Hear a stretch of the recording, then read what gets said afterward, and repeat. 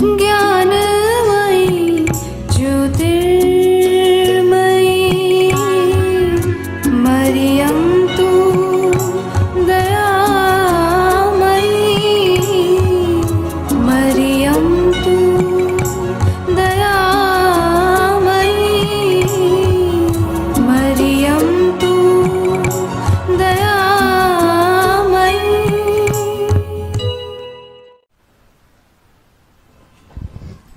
Hi, I'm Kavita Jangra. Welcome back, students. In my first video, we studied about the components of food and the taste and from where we can get that, the sources of the food.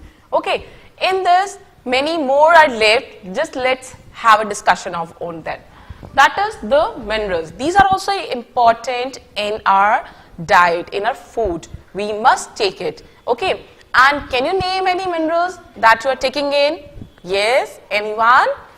Let me tell you.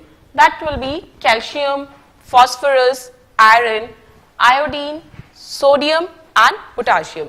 Even in the figures you can see that the sources of the food that are rich in minerals, these are shown to you. It is not just like that you just take the iron and you just eat it. It is not just like you have to take those sources that are rich in these minerals. Okay, and do you know these minerals are going to help you a lot. Fine, and these are helping in building your body to protect you from diseases and many more other functions. They play an important role in manufacturing, or you can say in building your bones. It helps in say for example, if I consider the calcium, from where you can get that? Yes, many of you will say, yes ma'am, exactly the milk. But it is not like that you get it from the milk only. The green leafy vegetables, these are also going to help you, the fruits and vegetables. So here, the sources of the iodine, sources of phosphorus and sources of iron and the calcium are given. Only the one picture is here, but I'm giving you one assignment. What you have to do is, you have to just list down the food items or the sources of the food that are rich in calcium, phosphorus, iron, iodine, sodium and potassium. Each 5 examples you have to give me for all these minerals. That these are rich in, say for example, for iron, if I ask you, you will say automatically, yes, the common salt. But the seafoods are rich in the iodine.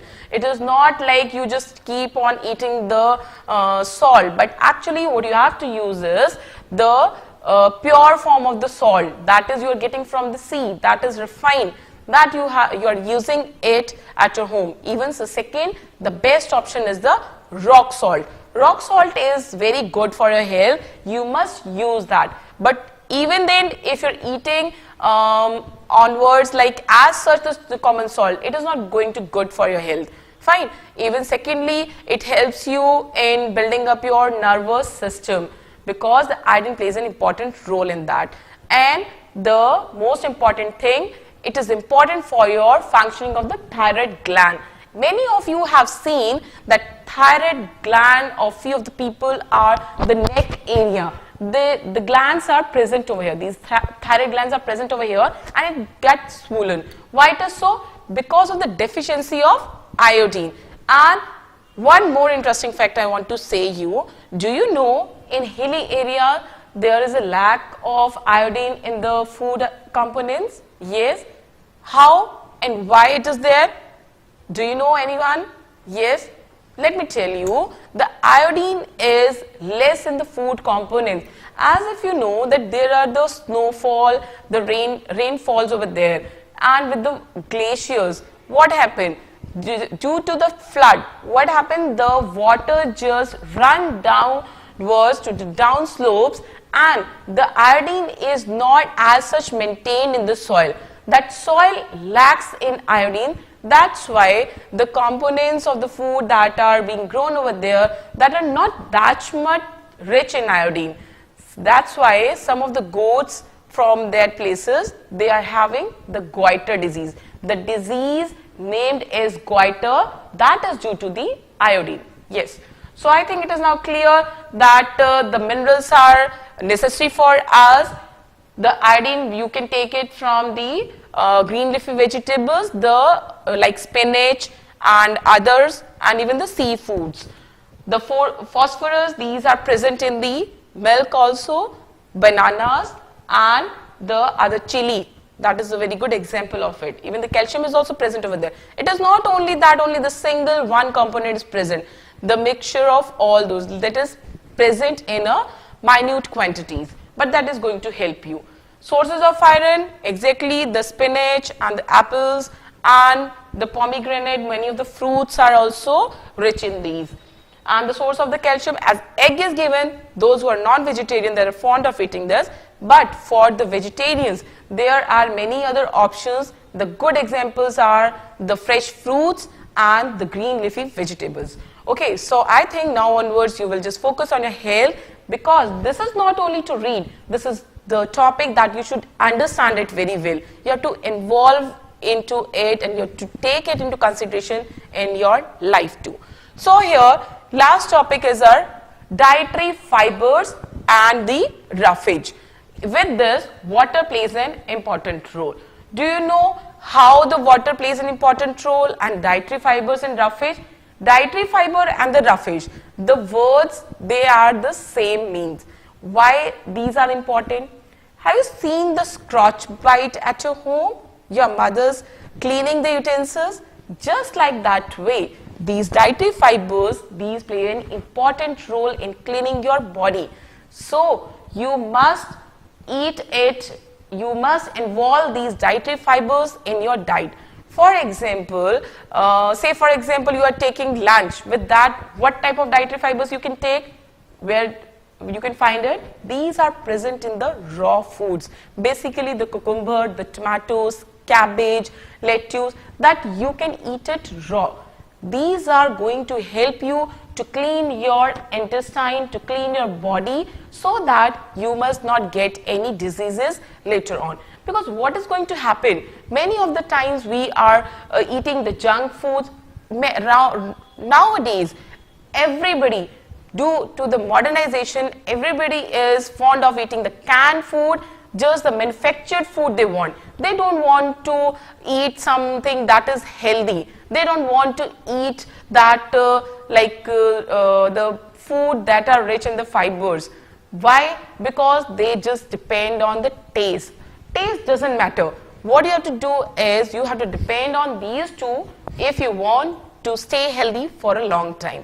And secondly, the water, it plays an important role. How it is going to play an important role? It keeps the temperature of the body cool. Secondly, it helps in the transport of the food, minerals, the component that are present in the food. It helps in the transport of those nutrients to all parts of the bodies. Okay, and thirdly, it is going to help your body to clean. It helps in excreting out the waste from your body. So these are the benefits of the roughage and the water. And do you know how much percentage of body is having the water? That is a 70%, and you must drink it accordingly, and you must have the proper proportion of the water in your body. Tell me one thing, that how many of you know the example of this dietary fiber? Are you eating this? I know you all are not eating it, but you have to involve this in your diet if you want to stay healthy. These are the whole grains, pulses, potatoes, vegetables and the fresh foods. One important thing I want to tell you, that many of your mothers, they are just sieving the wheat flour. You should not do that. You should not do that. That consists of bran. That bran is fibrous in nature, that consists of fibers, and that is very, very essential for your health, for your body, because the how much refined flour you are eating, that is going to stick into your intestine, and that will take a longer time for the digestion, isn't it? I think now it is clear. It is not only the matter to read the chapter, but to understand it, that from where we can get all these sources and how they are giving help to our body, what the functions they are playing in our body. So this is how we just talk about the dietary fibers and the water and the important role. Lastly here, I will talk about the balanced diet. Sooner we will meet you in the next video, and till now you have to remember that what is the role of the dietary fiber, what is the function of water in our body. Okay, fine. Meet you soon for the next video.